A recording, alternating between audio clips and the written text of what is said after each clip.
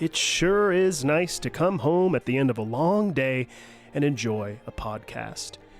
But you know what makes the experience that much better? Relaxing with a few puffs of smoke from my McQueen pipe. At McQueenPipes.com, I was able to find the perfect smoking pipe to suit my nerdy, yet dignified sensibilities. I especially love that each pipe is designed and handcrafted by a true artisan, and that all of their pipes are inspired by fantasy books and movies like The Lord of the Rings. Being a bit of a hobbit myself, my pipe is called the Barrel Rider, but they've also got pipes for wizards, rangers, dragon riders, or even goblins. If pipe tobacco isn't your thing, no worries. McQueen Pipes has got you covered with attachments for vaping or even cannabis. Head on over to McQueenPipes.com and use the code BIOGRAPHERS at checkout to receive 15% off of your entire order. Go ahead, treat your nerdy heart to something you'll cherish and enjoy your podcast listening experience in style with a McQueen pipe. That's Mac like mac and cheese and Queen like the band. McQueenPipes.com and use the code BIOGRAPHERS at checkout for a 15% discount on your whole order. Cheers, everyone, and happy podcasting.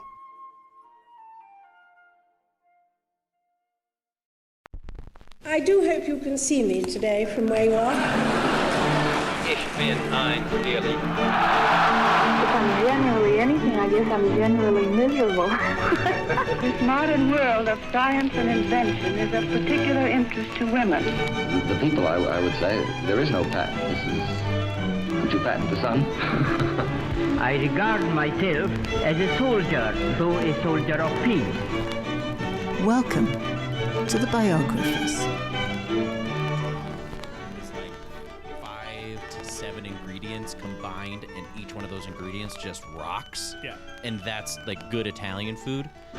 So like maybe it's just because it's not a full chorus of like all of the spices and salty and whatnot that we like to have here in the US, and it's just like sort of a subtle statement on each, like this is the best mozzarella, this is the best dough, this is the best sauce. Sure. That I like that type of stuff. Like people always, like one of my friends always complained that I was like I eat like a white mom whenever I'm at Italian restaurants because I always get a margarita pizza. I mean, come on. But it's one of those things where it's just like, this is one of the most beautiful combinations besides like peanut butter and jelly. No, I'm totally with you. And there's this place in California that I used to go to called Mama's Brick Oven Pizza. And the way that they did their margarita pizza, there was a couple of them, but one of them was in my hometown, South Pasadena. Okay. I feel like I went there. Maybe. Because it didn't have MSG, I'm pretty sure, and my mom always would have to like check. There was another one, I think, in Arcadia as well. But anyhow, the way that they did their margarita pizza, I've never seen anybody else do it like this. They would make the dough, they would sprinkle on the cheese, and then throughout the pizza, they would just do a spoonful of sauce. Yeah. Bloop, bloop, like polka dots of this sauce. If you get like a Neapolitan in Italy, oh my God, it's pretty similar. It was, and so you'd get these like puddles of sauce. You'd have like a bite of cheese and then a puddle of sauce. And it was just like, their sauce was great too. Yeah. It is to this day one of my favorite Also, pizzas. mozzarella is, I think, the best cheese next to Parmesan. I think if I had to eliminate all cheeses except for 2, I would just say mozzarella and Parmesan. Like if I need a cheddar, I'll mix a little mozzarella and Parmesan together.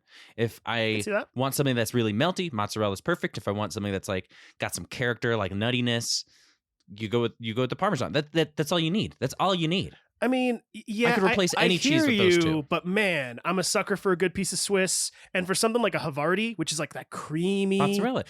If you blend mozzarella and Parmesan together, you can get any variety of cheese. This is not correct. It's true. No. It's true. They are the 2 ends of the spectrum, and all of the other ones are just colors in between. I completely disagree with you. And cheesemakers around the world are probably going to go, no, you are dead wrong about this. I stand on business about this. I 100% believe this. Hey, I respect your opinion. I just think it's wrong. Well, hey, everyone. Welcome to the Biographers. That was the most white boys conversation of all time. It's just... So what kind of cheese do you like the best? Welcome to the Biographers. I'm Daniel Newman, and with me is Akiva Miola. Hello. As always, I shouldn't say with me. It's, you are with me, but, the other half to this endeavor here is Akiva Miola. We're about to get started into Mary Shelley Part 2, couple quick little agenda items to go over. First and foremost, like always, if y'all are enjoying the show so far, we would ask for your support by going to patreon.com/thebiographers. Right now, we just have these 2 tiers, $5 and $10. So if you're able to spare some change, we'd appreciate it. And we also are in the midst of a Kickstarter, though it is not going wonderfully. I'll just be transparent with everybody, and I'm okay with it. I didn't have exceptionally high hopes when it started out, but anyhow, if anybody is wanting to try and support us there, you can go to not Patreon, but kickstarter.com/profile/thebiographers, and you can help contribute to the cause there. Unless one of you is a secret millionaire, I would highly recommend the Patreon route, because with the Kickstarter, it's an all or nothing situation. Yep. So if we hit our goal, we get the money. If we don't, everybody gets refunded. Yep. But with the Patreon, that's actually how you can give us constant and direct support. We're trying to get to a point where at least, gas money and stuff like that is covered. We talked about it in the last episode, but close to 2 days worth of work per week is how many hours we spend on the podcast. So if you feel like this podcast is worth $5, which I think it is. I do. I think it's worth... I would highly, I would appreciate it. That's all. We would both appreciate it. And then I'll also give a quick little shout out. I did on the last episode, I believe. Yes. But again, wanted to say for anybody that is looking for a cool piece of jewelry or potentially something to put in one of their hats, one of their brimmed hats, like a nice pretty feather, you should go check out my Aunt Carol and her Etsy shop. She makes these amazing hat feathers that are clip-onable, so you can kind of accessorize and they stay secure. They don't fall out like I have other hats that have feathers in them, and they've literally fallen out on the back seat before and I didn't even notice. So go check that out. That's going to be etsy.com/shop/jackmystyle. Just like it sounds, like steal my style. So JACK, my style. And just shout out to my my Aunt Carol. Yeah, I think as fall approaches, I'm slowly considering becoming a hat person. I think you're starting to have an effect on me. Dude, okay, I know some people cringe at it or whatever, but I swear to you, every single time that I'm out and around, people will go, dude, that is a sweet hat. Or, oh, dude, loving that hat. That feather is cool. Like, Daniel said this when I walked in today, and he said, well, you look very professorial because I'm wearing a long sleeve button up with a sweater vest over it and like some nice slacks. And here's the thing. I work as a knife maker all the time. So I'm always in kind of just rags, and I'm dusty and crusty. So when I get to spend my day not in the shop, I like to look nice. And there's just something about dressing in some nice, fresh clothes. All of this is Goodwill, by the way. I don't think this entire outfit's maybe $15 tops. Yeah. There's just something nice about wearing something a little bit more classic, a little bit more vintage, especially in the fall. There's just something about fall weather that makes you want to look like I'm going for like hot young professor. That's kind of what I'm shooting for. It's working. Oh. I want to be like the history teacher's like assistant that you're like trying to get some extra credit with. You know what I'm saying? Wink, wink, extra credit. Mm-hmm. And I think it's working. I said, Shalena liked my outfit, but when I said, I was like, I'm like, look like a hot young professor. She's like, nah, you didn't sell it. You lost me now. And she's like, well, excuse me tell for her to sit loving down. Myself. All right. I want to look like Indiana Jones. Is there anything wrong with that? No, but I'm totally with you. And I also will say for like the fall and the winter, I will throw on a hat instead of a beanie, and it keeps my head toasty warm. Yeah. And so it's stylish. It's stylish. I also, and I think you probably have already noticed this about me, I personally, for really most of my life, I've always liked classic and stylish things, not trendy things. Yeah. So for me, it's always like, no, I want to look like what is always looked good. And so for me, at least, like, especially if you, and a hat is one of those things that if you throw on a hat with a t-shirt, you're not really doing yourself any favors because it looks like you're just not trying that hard or whatever. But if you actually have an ensemble going on and then you throw on a hat on top of it, like a nice brimmed hat and stuff, it's like, you're looking sharp, you know? Just saying. That's my thing too, is like, I'm not a huge fan of, when it comes to fashion, I don't buy expensive items. I buy really well-made items, if that makes sense. And that, I'm sure everybody thinks that, but like, I won't buy a variety of shoes, but I will spend $200 on a pair of boots that I am wearing right now, and I've had them for 4 years and I've had no issues with. Yeah. Right. Something that can be resold if I take it to like a cobbler or like that's my thing, is like really well-made products. I'd rather have a wardrobe of only like, 15 items, and all of those items are like very nicely made, And I think when you focus on function, form comes along with it. Yeah. That's how I feel about like knife making and stuff like that. A lot of like really incredible knives are beautiful because they were designed with function first, and then form just naturally kind of goes with that. I don't know. That's why I also have a pair of Red Wings. Yes. Neither here nor there. Yeah, neither here nor there. So if you're ready, man, let's get going. Let's get into it. So in the last episode of Mary Shelley, we dove into the life of Mary's parents as well as the time leading up to her teenage years. Born the daughter of William Godwin, a prolific writer on democratic anarchy, and Mary Wollstonecraft, the mother of modern feminism, Mary would lose the chance to meet her mother due to Wollstonecraft's death in childbirth. Raised by William Godwin and his new wife, Mary would become a spirited, ambitious girl who consumed knowledge like no other, writing speeches and inciting family rebellion with her siblings in their creaky old house on Skinner Street in London. After a stress-induced rash plagued her arm, Mary would be sent first to a ladies' finishing school and then off to Scotland to live with her father's colleague.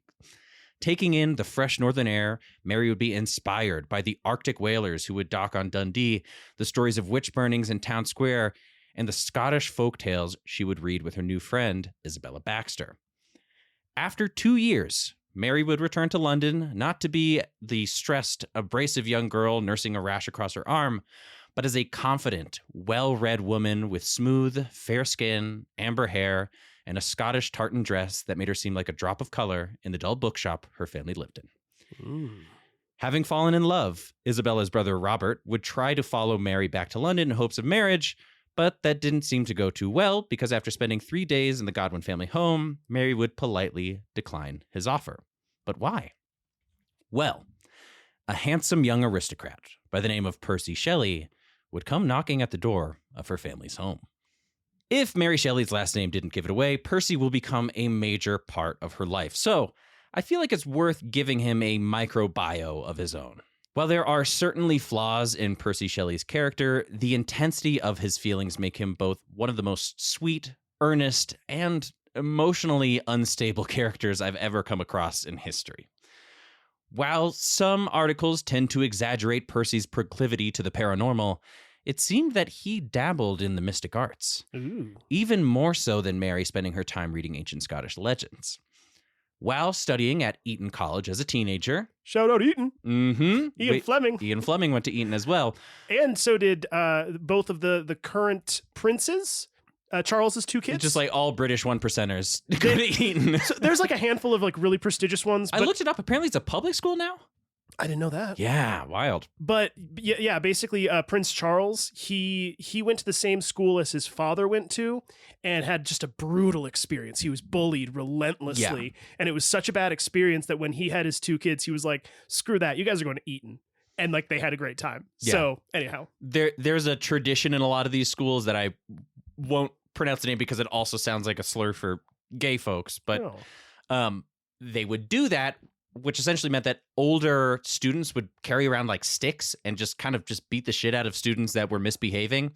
Obviously, they weren't always misbehaving. I'm going to say this delicately and without any harm or aim at anybody, but especially in the UK, them calling cigarettes fags. Yeah. Was it called fagging? Yes. Okay. Exactly. Sorry, so everybody. I know, not a good thing to say. Trigger warning there.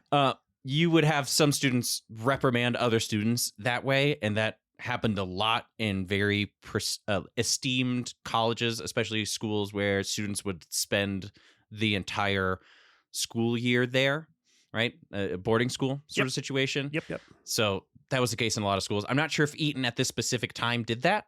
I imagine it did based on kind of what I know about Percy's. Oh, they 100% did. I don't know if it was from other students, but there was a point that Ian Fleming got beat with a stick for something that he did and like drew blood on the back of his legs. What teacher was just like, you know what we should do? We should just have the older students beat the younger students, and that way we don't have to do it for them. It's wild. I would say a smart professor, because then it makes them not hate the professor. It makes them hate their students. Hey, true. True, man. Okay, so while studying at Eton as a teenager, Percy was noted for having bought a few books on magic, along with a gentleman's chemist set, something quite popular in the Age of Enlightenment. Like many of the time, Percy would experiment with different compounds, distilling liquids with an alembic, or trying to follow various alchemical processes. As for the magic, One of Percy's close friends actually wrote about a time where Percy tried to summon the dead. Quote, "He consulted his books on how to raise a ghost, and once, at midnight while at eaten, and quitting the town, he crossed the fields running towards a stream.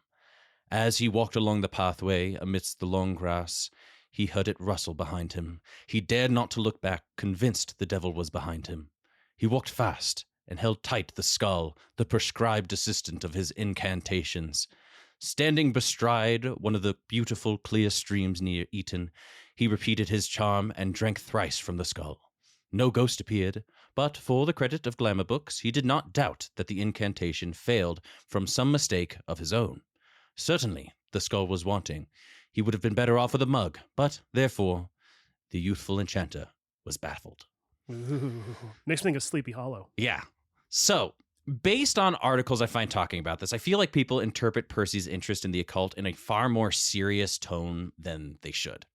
While I can't assume how devoted he was to magic, this feels more like what Mary Shelley experienced visiting the house of the accused witch, Grizzle Jaffray, in Dundee, than Percy delving into necromancy, literally. As his friend points out, Percy was an extremely earnest kid, and if he reads a book that tells him he can summon a ghost, there's no way he's not going to try it genuinely. I'd compare this more with playing with a Ouija board or going out ghost hunting with your friends. I mean, what teen, impressionable little goth boy doesn't like magic? Right? Totally. So, yes, he did have these magic books, but I think in the same way that not all teenagers, Many weird teenagers like myself got really into the occult. Like I remember I went down like a Wikipedia route about Aleister Crowley and Hermeticism and Kabbalah, which is like a sort of like a Jewish mysticism thing. And I really liked magic and Ouija boards and demonology and that sort of thing. And when you're a kid, you kind of take it a little bit more seriously. I think that's more Percy's thing. The only thing that I would say is that Percy is a very earnest person. So like if somebody tells him that he can summon a ghost in a book, he's going to genuinely believe it and try it. Like his friend said, he tried to do the whole necromancy thing and summon a ghost. And when it didn't work, he didn't think that it didn't work because magic isn't real. He thought it didn't work because he did the spell wrong, which I think was kind of funny. It's like Mabel Dodge Luhan, right? It was the same sort of thing. There's evidence that suggests that she went to at least one of Aleister Crowley's kind of get-togethers, whatever you want to call it. Yeah. We don't know for sure. There's no proof of that, but there's evidence that suggests it. But there's also nothing that makes you think that she was actually actively practicing trying to be like a necromancer or something. It was like, well, that sounds kind of fun, and then that was the end of it. Yeah, so. she's like, I want to see if this works. Yeah. Percy, the same thing, except a little bit more of like just like a little honest kid who's really genuinely trying to make it happen. I remember when 2012 happened, my sister invited me to a high school party, which I was an 8th grader at the time, so I was very excited. And we told like one of the friend's parents said that she was a demonologist. She wasn't, but she was just like telling stories about like how, you know, there's a secret cult in Kansas inside of this cave system, yada yada. And I thought it was so cool and so interesting. And I when you're a kid, you take that shit kind of seriously. Like it's really fun. Also, being a Hispanic kid, very superstitious people. Very, very superstitious people. My grandma wouldn't let me bring seashells in from the ocean because she said it was the skeletons of fish. So that was bad luck.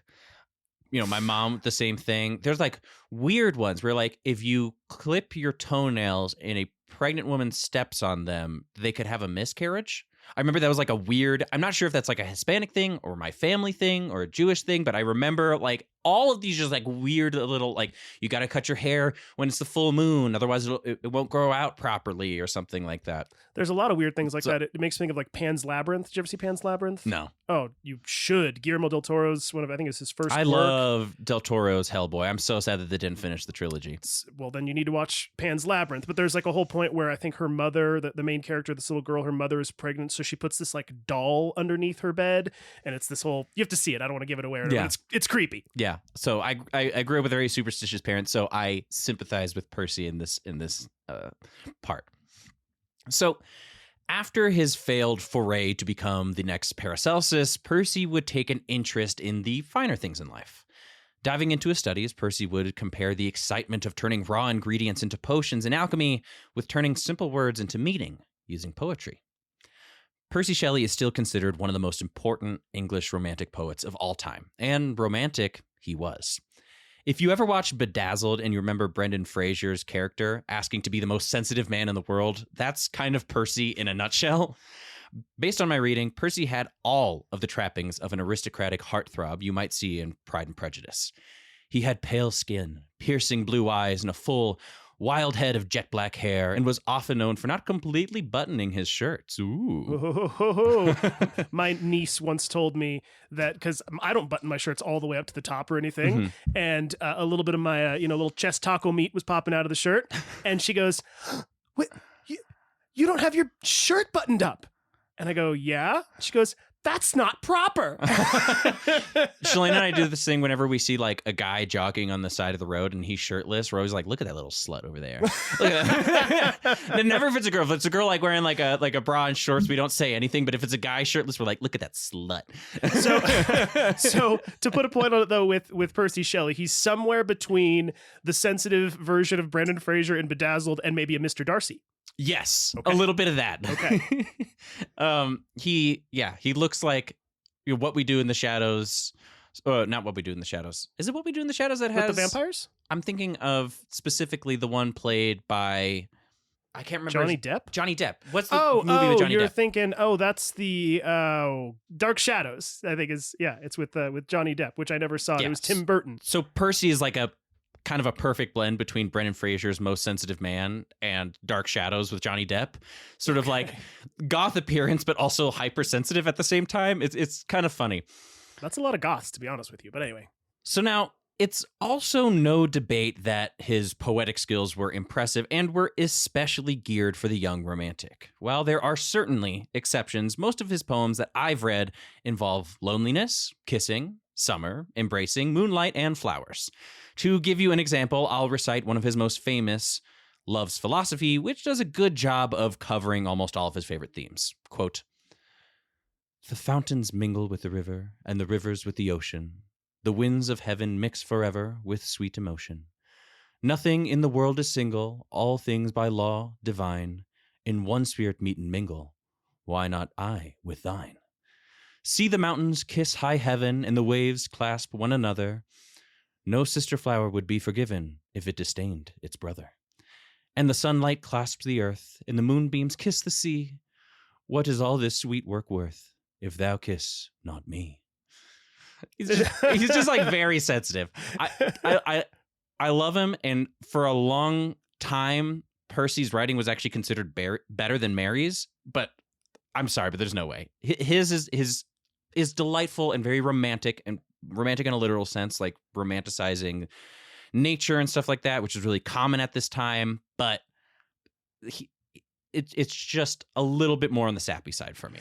I'll be honest. My initial impression is that I go, it sounds so amazing, but it's also because, well, that's sort of how they spoke in a lot of ways back then, right? So if you fast forwarded 200 years, it would probably sound like an emo kid jotting down in their diary, yes, like, "If I could just kiss your face, I know that I would love you the most. The moon is so soft on your skin, but I don't mean to boast." You know what I mean? Actually, that's such a good. That's kind good of point. how it feels to me. I'm totally being judgmental, and if he's your favorite poet, I'm sure that there are better examples, but I just, based on what I know of him as his personality, I figured that would be a good poem to kind of associate him with. So Percy's talent as a poet seemed to be in direct conflict with his upbringing, however. Born the son of Baronet Sir Timothy Shelley, Percy was groomed to take over his father's estate, Castle Goring, along with all of the responsibilities of being an aristocrat in England. However, the two would end up at odds when, instead of taking his father's land, Percy agreed to take a smaller inheritance in order to avoid the responsibility of taking on his father's role, since he wanted to pursue his love of poetry. The only problem was his father wouldn't give him the money until his death. So Percy would live off post-obit loans. A post-obit loan, or obituary loan, meant that Percy would end up taking on massive interest rates for loans, with the expectation that he would be able to pay it back once he received his father's deathbed inheritance. Oh my gosh. Basically, this is a way for rich kids to stay wealthy even if their parents won't support them financially. He goes to the bank and he says, I'm really, really rich. Please just give me some money for a loan. And they say, well, you don't currently have the money right now. And he's like, yes, but my dad is a baronet. He owns a castle. When he dies, I promise I'll give it back. And they're like, fine, I'll give you $2,000. But when he dies, you got to give me $8,000. It's weird. It's almost like if you were to compare it to modern days, it would be like you going to a bank and saying, hey, I know for a fact that my mom has a $500,000 house life insurance policy is what I was thinking. Yeah. And then they go, oh, well, tell you what, we'll give you $50,000 at a 10% interest rate with the assumption that you'll pay us back that 50 once she dies. Exactly. Like, it's sort of horrible. Yeah. So Percy would later try to broaden his literary horizons as a student at Oxford, but that proved disastrous too. After only a few years, Percy would be expelled after being caught for writing and distributing a pamphlet that attempted to disprove the existence of God with his roommate, Thomas Jefferson, no relation. Wow. Yeah. It was also funny that his best friend was named Thomas Jefferson. Who was also a notorious atheist. Oh, really? I didn't know that. So, yeah, Thomas Jefferson, he actually wrote, or I should say, edited or revised the Bible, and it's called the Jeffersonian Bible. And it was basically, he liked the philosophy and he hated the supernatural. So he basically was like, hey, I'm interested in Jesus talking about, being good, but I'm not interested in hearing about him talking about healing the sick. I see. So he basically took all of it out and wanted to just view it exclusively as a piece of philosophy. Yeah. So Percy kind of has a similar opinion and ends up getting kicked out of Oxford as a result. Because he posted it anonymously, but somehow he still got caught doing it. And they said, listen, unless you deny this and say that it's not true anymore, we're going to kick you out. Weird. It's like, heretic. Exactly. Retract your statements. Percy's first motivation to go to Mary's Skinner Street home was actually to learn from someone he considered a master in philosophy and political science.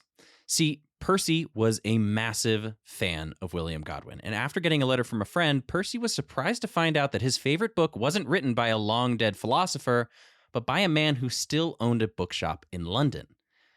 When he finally met Godwin, he was slightly disappointed when, after 20 years since the book was published, William had slowly tempered his once radical ideals over time and even encouraged Percy to renounce his paper so he could continue his studies at Oxford.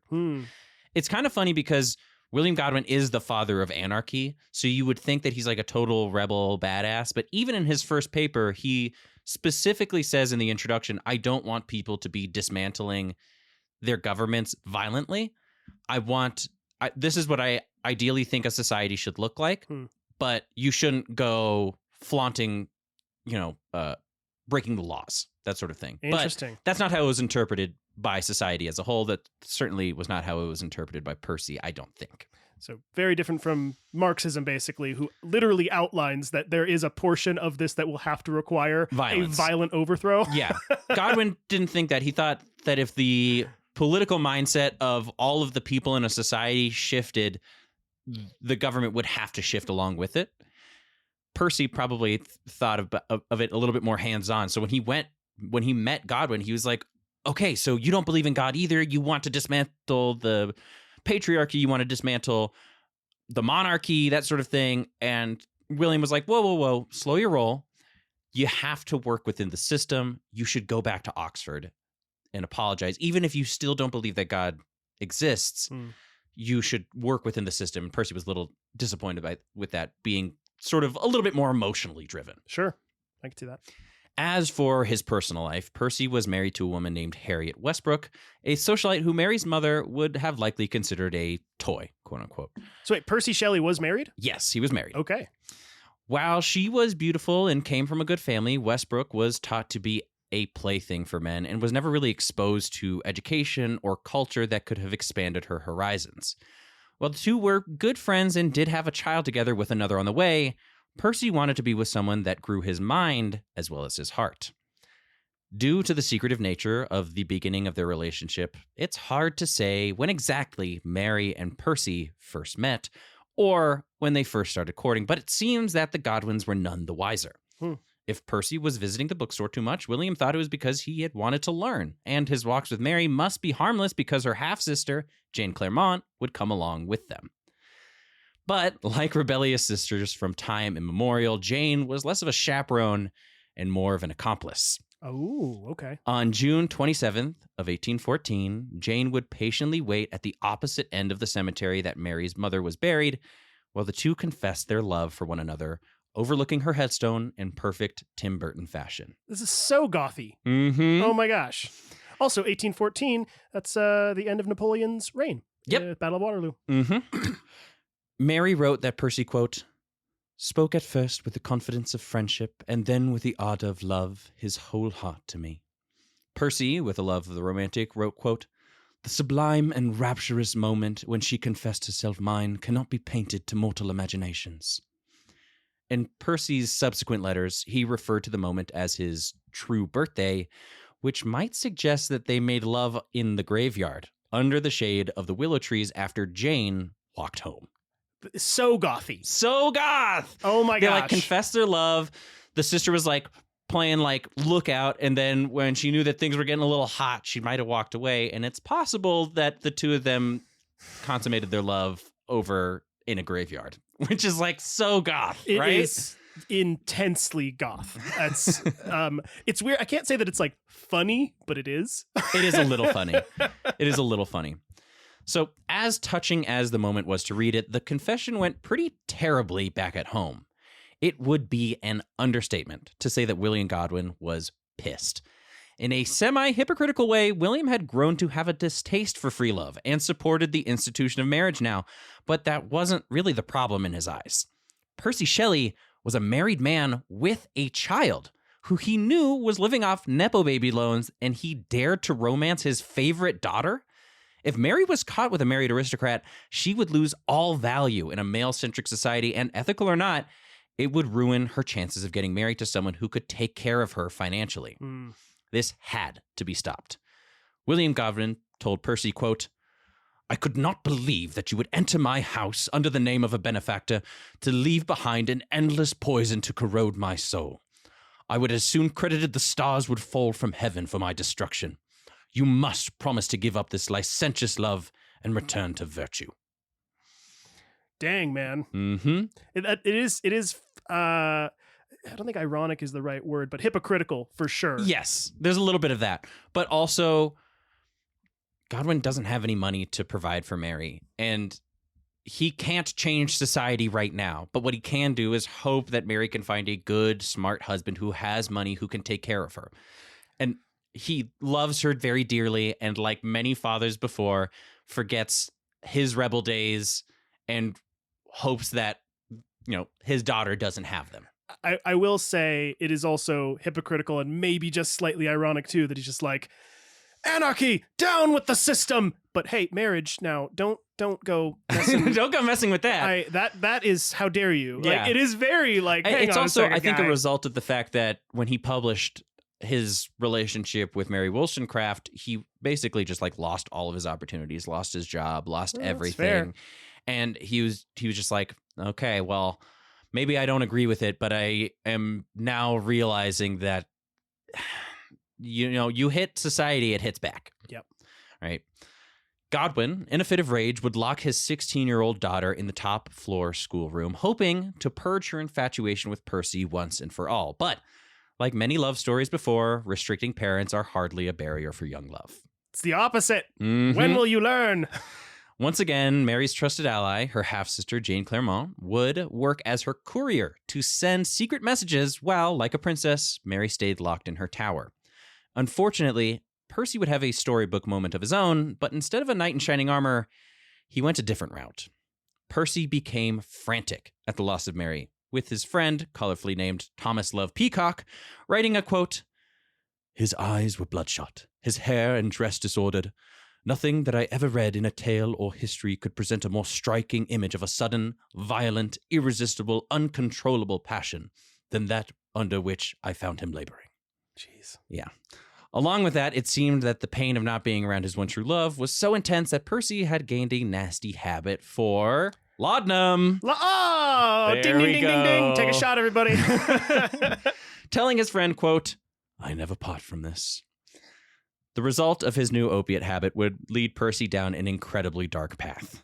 After breaking things off with his still pregnant wife, Percy would wait outside the family bookshop until William Godwin left, and with a wild look about him, Percy would burst in, pushing Mary's stepmother away, scrambling up the stairs to see his lover. Pulling out a bottle of laudanum, he urged for Mary to drink the entire bottle down.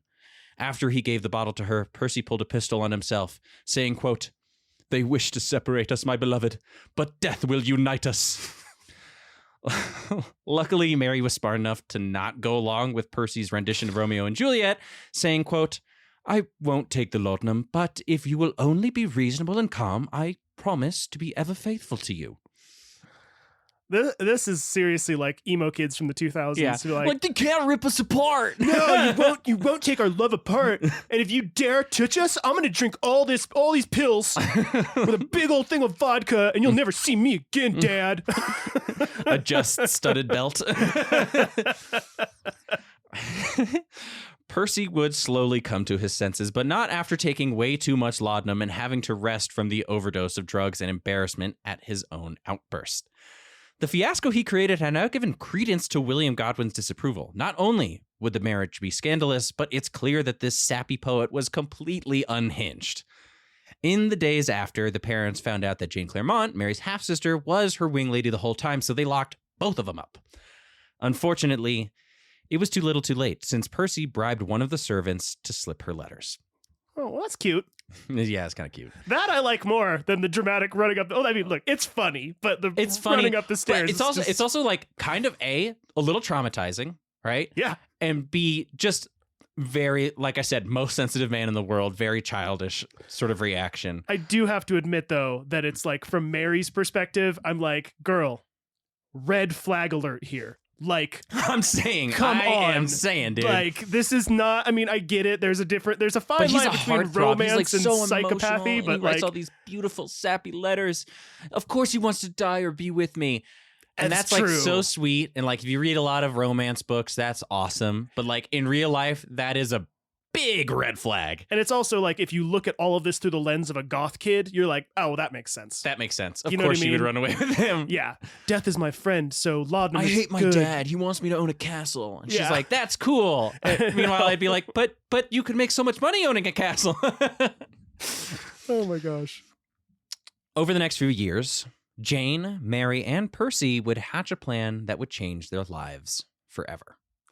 At 5 a.m., on July 28th, Jane and Mary, wearing black traveling dresses, would creep down the stairs, slipping a letter on their father's desk, and take off early in the morning light. The only thing Mary brought was one case of clothing, her favorite writing so far, and a precious box filled with love letters between her father and her mother.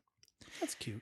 In Mary's eyes, her mother's writings were a map to her, pointing her to a northern star and how to live her life.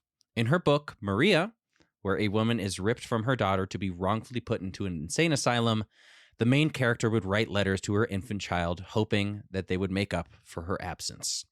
In a cruel twist of fate, it was Mary Wollstonecraft who would be absent with her daughter's life. And just like in her novel, her mom's writings would comfort and educate Mary after she was long gone. Whether Wollstonecraft knew it or not, she would convince her daughter to seek happiness even if it was against convention, writing, quote, "Death may snatch me from you.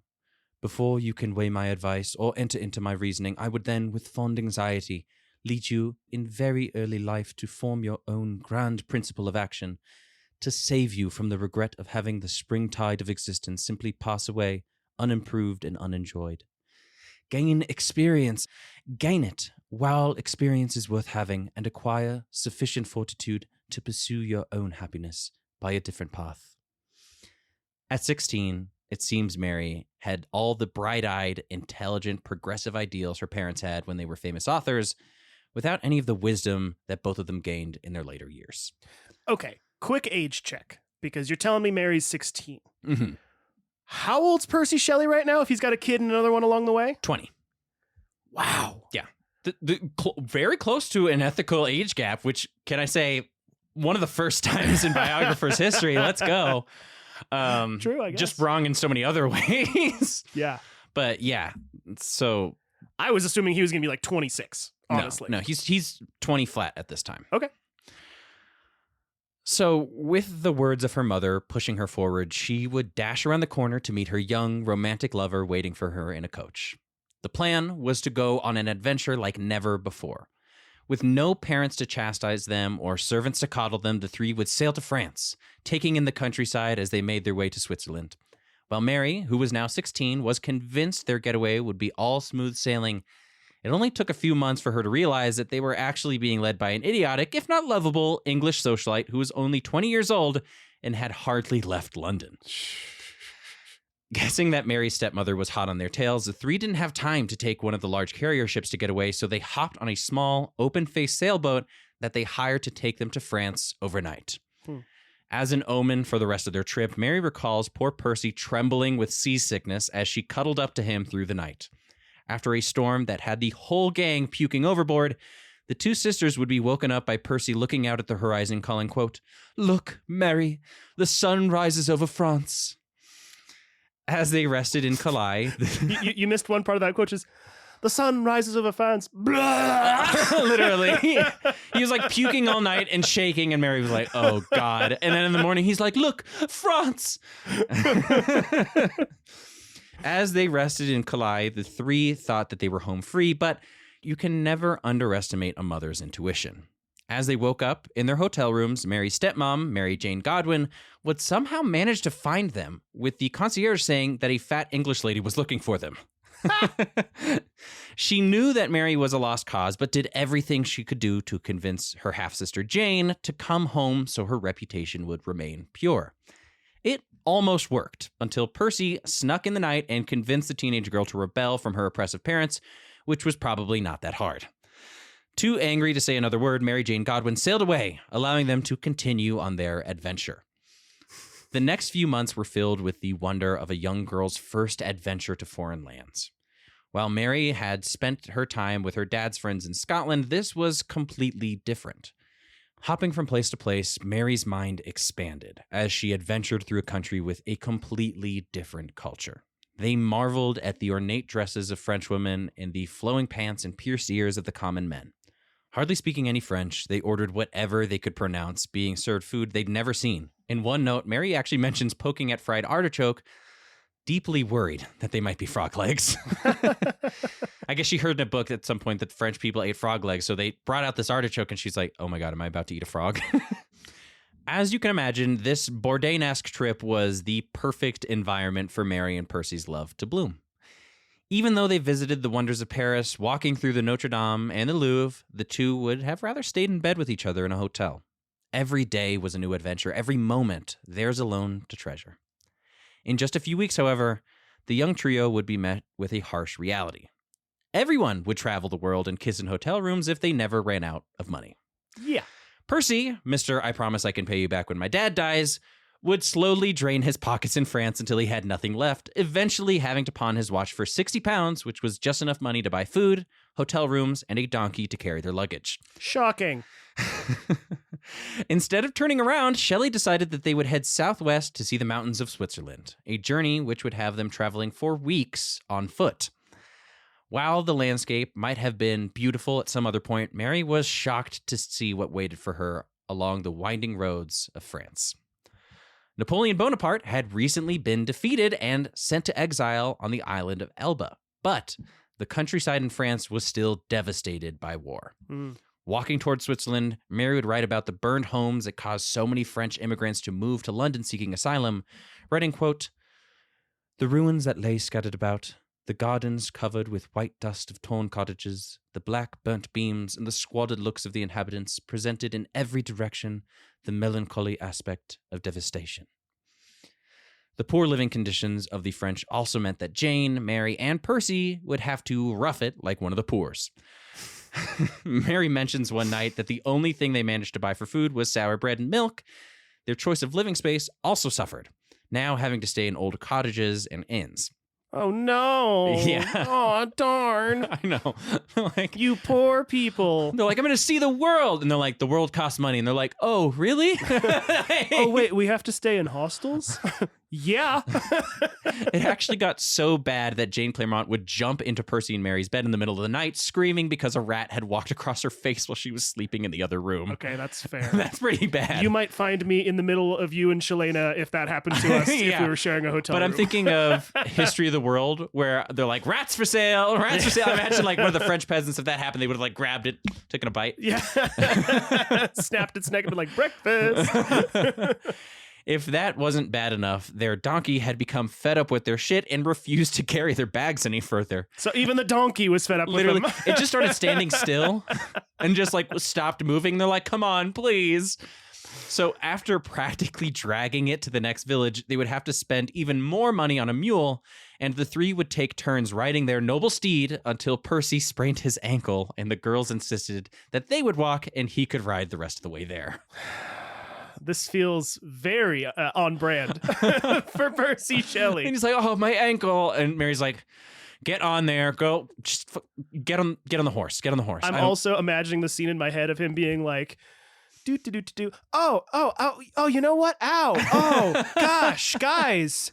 I think I sprained. Yeah, no, I definitely sprained my ankle. It's and real the girls bad. are just like, real bad, you guys. Are you kidding me? Yeah, I think I might need to take a big long turn on that donkey there. I'm so sorry, really though. I just can't walk. I just can't.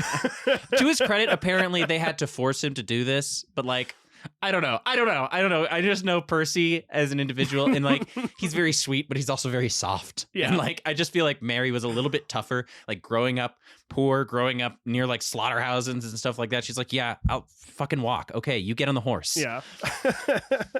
After a week of Mary and Jane walking, the two finally got sick of it and forced Percy to hire a driver. Jane and Mary, having eaten rotten bread, walked for days, and slept in rat-infested beds, seemed pretty tired of their adventure. Percy, on the other hand, spent his time dreaming of starting an artist commune in Switzerland, even writing to his ex-wife, now left with 2 kids, asking for her to join him. He couldn't figure out why she never responded. Wow. He was like, you should come to Switzerland. It will be so wonderful. You can bring the kids. Thanks for being such a good friend. As I sit here on the back of my donkey, making the women walk, you should join us for this little fun excursion. She's like, oh, that's my ex-husband who left with a 16-year-old girl from a bookshop in the middle of downtown London. Yeah, not great. On August 19th, after weeks of slow travel, the three would finally get a glimpse of what they were looking for. The Swiss Alps. The beauty of the tall, snow-covered peaks lifted their spirits, and it's certain that the breathtaking views Mary experienced were a massive inspiration for Frankenstein. However, pretty mountains wouldn't be enough to solve all of their problems. The late summer brought a torrent of rain their way, and their poor diet that they had been subsisting on had made Mary's stomach upset, so pretty much everyone was pissed off at everyone at this point. As for money, they only had 24 pounds between the three of them, so they decided they better head back to London in a hurry. Walking back wasn't an option since Percy's ankle hadn't fully healed, so the three decided to take a riverboat home. Now 17 years old, Mary was extremely happy to be off her feet. Looking out at the Rhine River as they passed through Germany, Mary's mind would be flooded with more and more imagery that would be put to use in her writings. If you're a fan of Frankenstein, you've likely been told that one person or another was the inspiration for the mad scientist. But just like the character James Bond, there are dozens of pieces of inspiration that culminated into Mary Shelley's book. The most compelling, however, may be a famous scientist Mary might have heard about when she made a quick stop in the town of Gernsheim. Here, she was told the tale of an alchemist named Johann Conrad Dippel. Born in 1673, Dippel first studied theology at the University of Gießen, where his ideas went beyond Christian to full-blown heresy. After claiming that the Bible wasn't a literal script given from heaven, Dippel would get into Hermeticism, an esoteric philosophy that encouraged alchemy as a way to understand the world. Combining science with mysticism, Dippel would try to fight the forces of nature, believing he could overcome death itself. After making a destructive distillation of animal bones into a pungent black tar, Johann believed he had created it, the elixir of life. Ooh. He named it Dippel's Oil, and he tried to use his concoction to buy back his childhood home, Castle Frankenstein. Really? Mm-hmm. There is an actual Castle Frankenstein. Castle Frankenstein. Wow. It's possible that Dippel's story is what inspired the name, but funny enough, Mary's 1818 novel never mentions that Frankenstein lived in a castle. In fact, Victor does all of his experiments in an apartment. Really? Yeah. Okay. Which honestly, that sounds more creepy. Could you imagine like your next door neighbor, like it smells like formaldehyde and all sorts of creepy stuff, and you're like inside of your apartment making a human being? I don't know. No, that is creepy. Yeah. I'm giggling inside of, my head as you were going through that whole story of Dipple. Mm-hmm. And how they're like, heresy! How dare you even think of the idea of resurrecting a human? And he's like, isn't that like the whole core of your entire religion is that this guy died and then got raised from the dead? It's kind of funny. That's different. That's different. That's different. Different guy. It's not until the 1931 movie starring Boris Karloff that Victor ever gets such a roomy laboratory, and I guess it's due to this story. Interesting. Following the making of the book Frankenstein, other rumors around Dipple became local legend, claiming he also tried to transfer someone's soul into another body and that the townspeople rebelled from his experiments, driving him out of his castle. It seems that Frankenstein's story actually influenced Dipple's legend, and as a result, Dipple became an inspiration for the new renditions of Frankenstein in Hollywood's golden age. Interesting. It's kind of like a weird exchange, right? No castle in the book Frankenstein, but then there's Castle Frankenstein. And then Conrad Dipple never made somebody come to life, but because of Frankenstein, people said that he did. It's sort of a weird little osmosis of culture. I think you called it out with the whole James Bond thing, and that it was like Ian Fleming. People go, well, he had this book that was called Birds of the West Indies, and it was by a guy named James Bond, so that's where he got the name from. And it's like, well, maybe. But there were all these other sort of ideas in place from these other people that were like, well, no, we actually talked about it 10 years prior, and then there was this story and that story, and it was like, well, but it all kind of ended up merging into this idea that popular opinion is like, well, no, that's where it came from. Yeah. And it's not. It also just blows my mind because when you think of like a dark, gloomy castle with lightning strikes and all of that, that's Frankenstein. Yeah, but in 100%. the book Frankenstein, if you read it, he's never in a castle. And there aren't townspeople who run him out of town or anything like that. He makes Frankenstein, and immediately after Frankenstein is born, he gets terrified and runs out of his apartment and like loses his mind. And then the two end up meeting up when he goes camping. And Frankenstein basically like tells the story of what it's like to be born and then be completely abandoned by his father and that sort of thing. Crazy. Okay, interesting. So for anybody listening to this, once again, highly recommend listening to the book Frankenstein or reading it. I prefer listening because I just think the voice acting was fantastic with it. I'm almost done with my current book, so I might pick that up next. Yeah, not a bad one. Now, back to the story of Mary. After arriving in Rotterdam, Mary and the gang would find passage back to England. Sailing a packet to London, they would have to endure yet another storm, but this one was so bad, every passenger would get sick except for Jane. Also, when they were in Rotterdam, Percy had told the captain that he would pay for his fare when he arrived in London, but it wasn't until they set foot in England that he revealed his big secret, which was he was flat broke. Oh, good. Justifiably angry, the captain would have a sailor follow Percy all the way to the bank, and when he was denied another obituary loan, he had to beg his ex-wife to pay off their boat fare in order for the sailor to leave. Boy, this guy's pretty awesome, huh? Yeah. Yeah. Be like, listen, I know I left you with the kids, but first of all, why didn't you answer my letters? And second of all, this guy, the sailor, the guy with the tattoos behind me, he's going to kick my ass if you don't give me money for this ticket.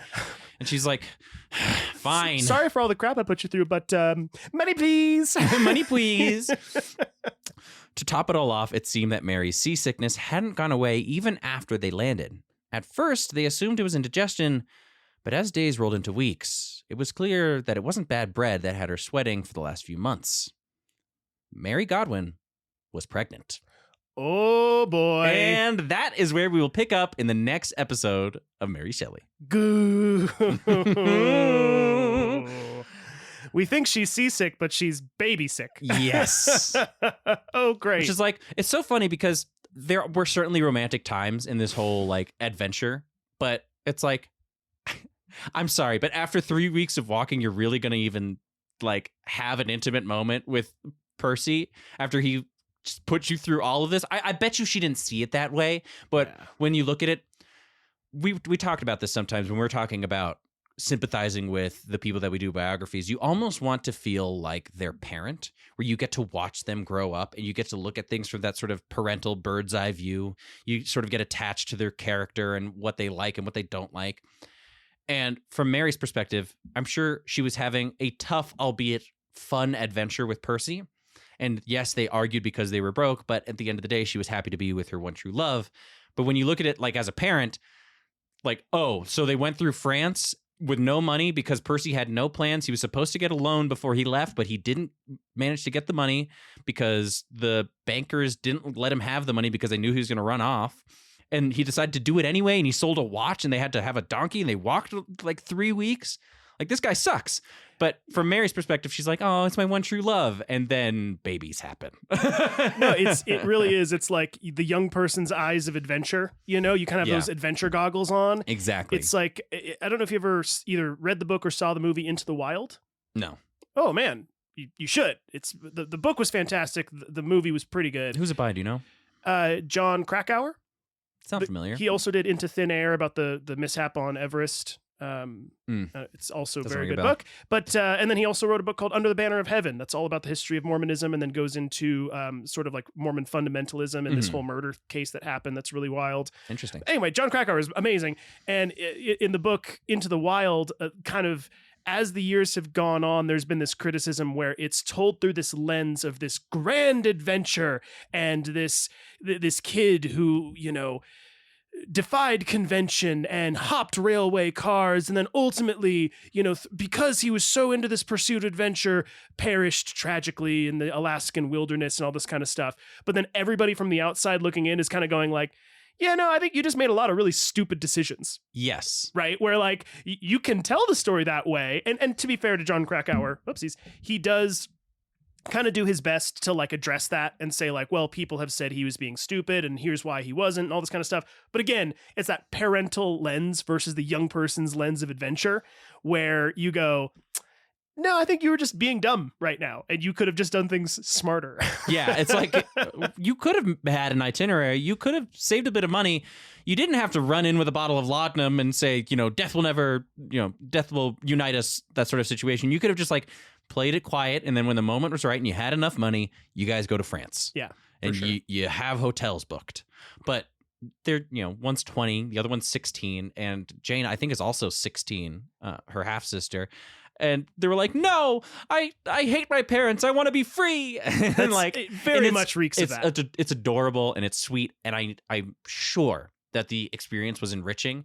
But looking at it from the biographer's perspective, looking at it from the parents' perspective, you're like, "What are you doing, Mary? Go back inside. It's cold out there." You know, do you even know what love is? Like, that kind of thing. Yeah, it's like, he's just a guy. But I love him. He's a guy. That's funny. Well, right on, man. I'm super interested to know where this story continues on. I feel like we're like inching closer and closer to the Frankenstein writing event, yes. And I really want to get there. I am hoping that we get to the first premonitions of her book in the next episode. Okay, 3. We'll probably do analysis, stuff like that, episode 4-ish. Okay. I think episode 3 will lead up to that, and we'll get into Frankenstein by episode 4. So for any of the listeners who are really enjoying this and want to know some context about Frankenstein, I highly recommend listening to it within the next 2 weeks from when this launches. Sweet. So now I'm interested because I want to know more about the context of the entire situation Yeah. too. So very neat. Awesome. Well, again, I'm looking forward to the next episode, but hope y'all are enjoying the series so far like I am. And as always, a couple little send-offs before we wrap things up here. First, again, for those enjoying the show, we would again ask for your support on Patreon. That's me, patreon.com/thebiographers. We also mentioned our Kickstarter, although, like I said, and Akiva said too, it's all or nothing. So if you are just looking to support us and not necessarily trying to get our crowdfunding campaign to get to Patreon the very end, Yeah. you can just go to our Patreon. But if you do feel like trying to contribute to the Kickstarter, that's going to be kickstarter.com/profile/thebiographers. Mm-hmm. You can also find us on social media. That's going to be TikTok and YouTube and Instagram and all that good stuff. Most of the time, it's just going to be @thebiographers.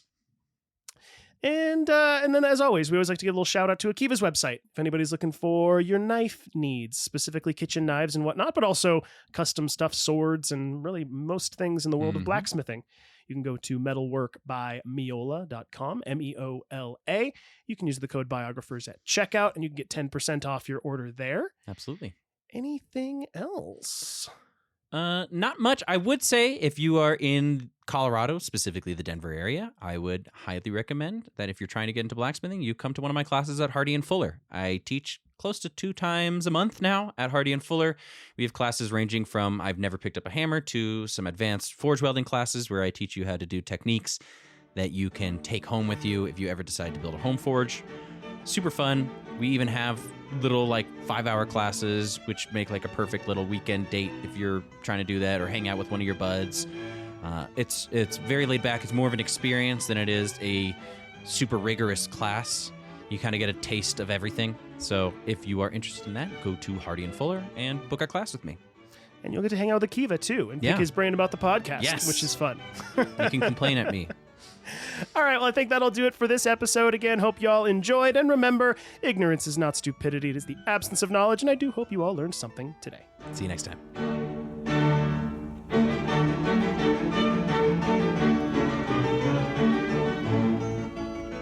You've been listening to The Biographers. For more information, please visit thebiographerspodcast.com.